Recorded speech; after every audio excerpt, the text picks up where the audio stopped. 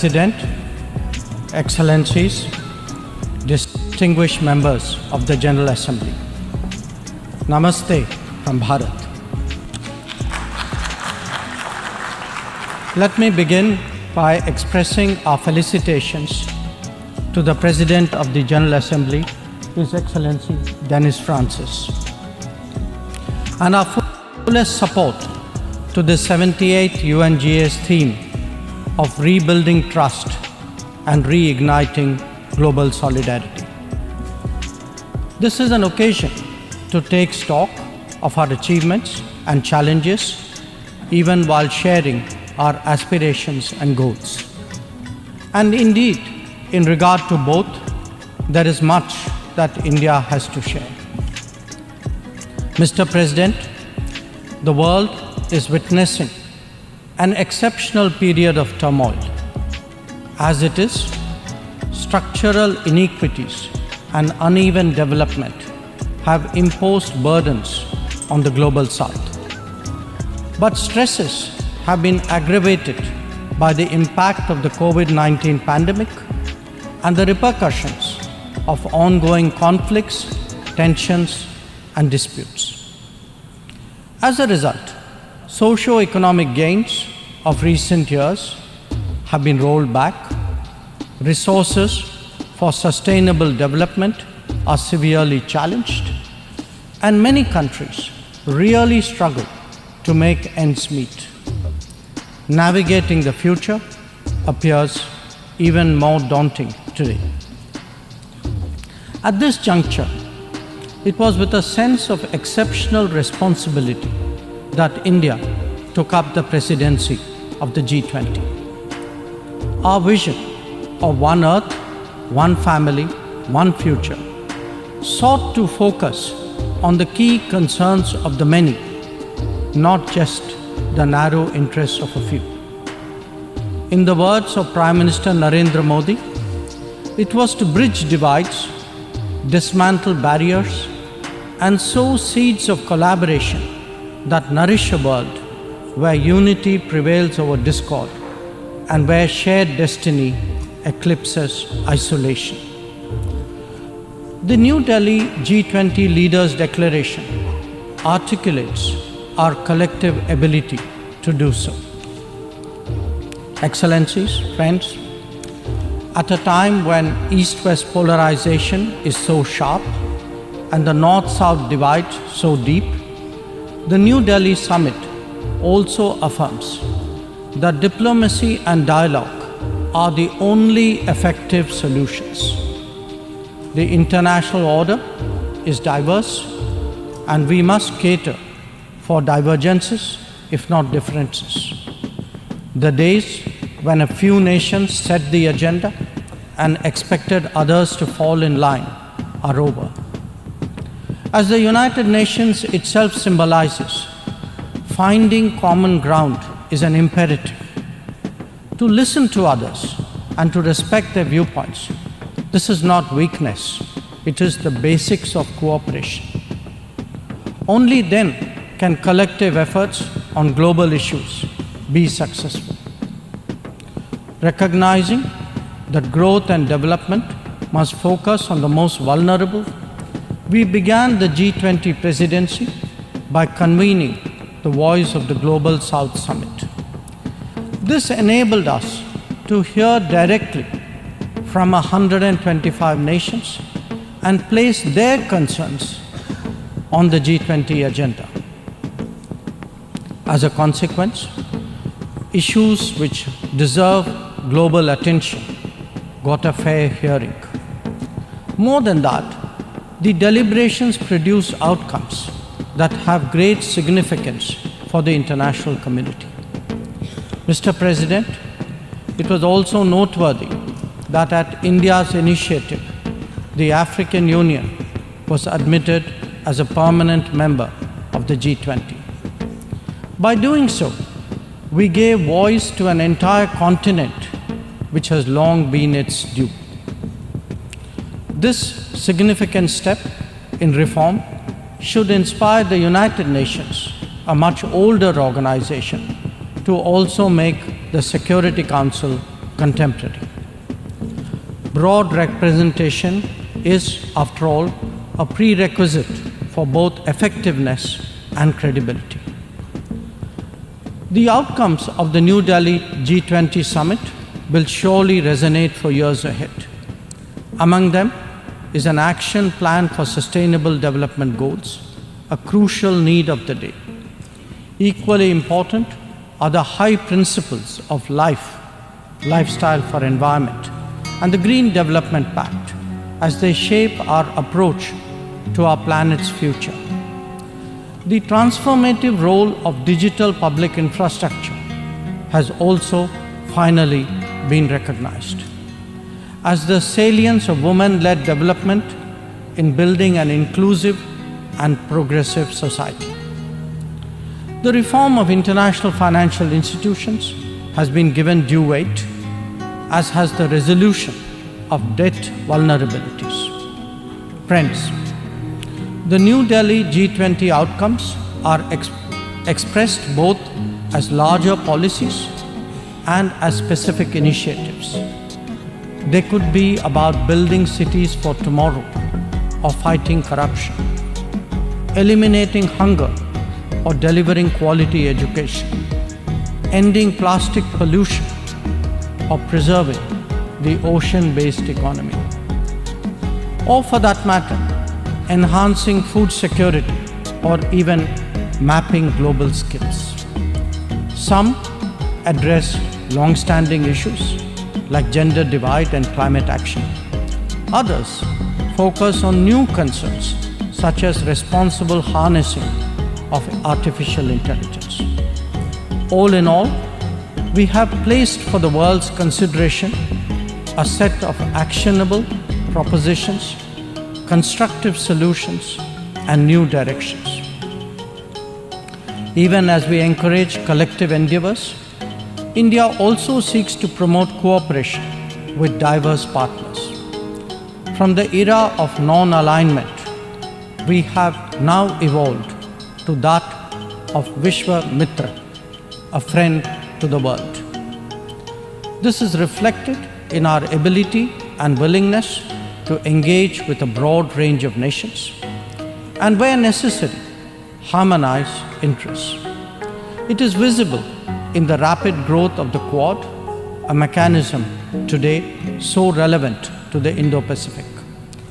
It is equally apparent in the expansion of the BRICS grouping of independent-minded nations, or in fact, the emergence of the I2U2 combination. Recently, we hosted the creation of the India-Middle East-Europe Economic Corridor, IMEC. The forging of the Global Biofuels Alliance was another notable development. This willingness to work in an open-minded manner on specific domains is now a defining characteristic of the emerging multipolar order. Mr. President, all nations pursue their national interests. We, in India, have never seen that as being in contradiction with global good. When we aspire to be a leading power, this is not for self-aggrandizement, but to take on greater responsibility and make more contributions. The goals we have set for ourselves will make us different from all those whose rise preceded ours. India demonstrated this during the COVID through the Vaccine Maitri initiative. Our endeavors, like the International Solar Alliance and the Coalition for Disaster Resilient Infrastructure, have gathered wide support. Our espousing of the International Year of Millets is enhancing global food security today. We have built development partnerships with 78 nations across geographies. And we have also been first responder in disaster emergency situations. The people of Turkey saw that in February, as did those in Syria. Our commitment is understandably even greater, closer home. When Sri Lanka experienced a severe economic crisis, it was India that first stepped forward. But even in distant regions, partners such as the Pacific Islands have appreciated our contributions to meet their needs in health, in technology, and in climate action. Mr. President, the most populous nation and the fifth largest economy in the world knows that its progress makes a real difference to the world. Especially so when so many nations identify with us for reasons of history, of geography, and of culture. They follow our experiences closely and evaluate our solutions for their larger relevance. Last week, the United Nations assessed progress towards achieving SDGs. The mood here reflected the struggle to overcome challenges, especially those of resource paucity. It is therefore vital at this midway that we expand our capacities and regain our confidence. As the largest contributor to meeting SDG targets, India's achievements should give heart to others on this journey. After all, the Global Multidimensional Poverty Index records that we have halved the global MPI value in the last 15 years, lifting 415 million people out of poverty. That progress has now moved on to a higher level with ambitious socio-economic initiatives covering financial inclusion, food and nutrition, health and water supply, as well as energy and housing. We are seeking to demonstrate that social welfare need not be the sole prerogative of the developed world. Excellencies, programs underway in India highlight the transformational role of digital delivery of public goods. It has facilitated scaling up, it has enhanced efficiency, and it has combated corruption. The national objective of leaving no one behind is forging ahead in so many dimensions. Moreover, the democratization of technology has opened mindsets, instilled confidence, and inspired innovations. Excellencies, in our deliberations, we often advocate the promotion of a rules-based order. From time to time, respect for the UN Charter is also invoked. But for all the talk, it is still a few nations who shape the agenda and seek to define the norms. This cannot go on indefinitely, nor will it go unchallenged. A fair, equitable, and democratic order will surely emerge once we all put our minds to it. And for a start, that means ensuring that rule makers do not subjugate rule takers. After all, rules will work only when they apply equally to all. Mr. President, we must never again allow an injustice like vaccine apartheid to recur. Climate action, too, cannot continue to witness an evasion of historical responsibilities. The power of markets should not be utilized to steer food and energy from the needy to the wealthy. Nor must we countenance that political convenience determines responses to terrorism, extremism, and violence. Similarly, respect for territorial integrity and non-interference in internal affairs cannot be exercises in cherry-picking. When reality departs from the rhetoric, we must have the courage to call it out. Without genuine solidarity, there can never be real trust. This is very much the sentiment of the Global South. Next year, the United Nations will be hosting the Summit of the Future. This should serve as a serious opportunity to drive change, champion fairness, and reform multilateralism, including the expansion of the Security Council memberships. We must address global challenges imbued with the conviction that we are one earth and one family with one future. Excellencies, friends, India has entered the Amrit Kaal, a quarter century where greater progress and transformation awaits us. We are confident that our talent and creativity, now so visibly unleashed, will power us forward.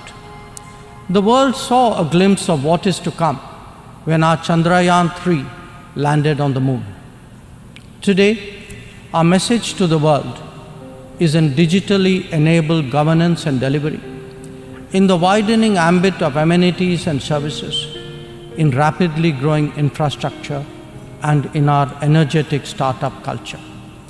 It is visible too in vibrant cultural expressions such as in the arts, yoga, wellness, and lifestyle.